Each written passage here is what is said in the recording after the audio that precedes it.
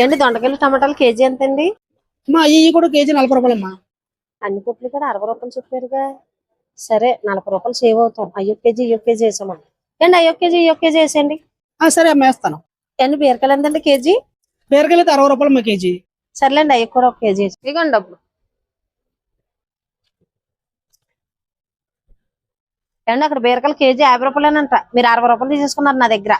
క్వాలిటీలు రకాలు ఉంటాయమ్మా.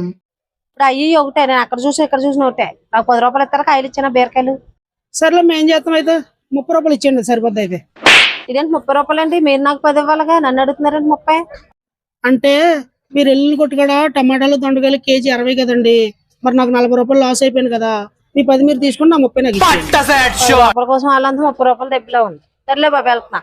విచిత్రమైన తెలివితేటలు మీకేనా, మాకు ఉండవా?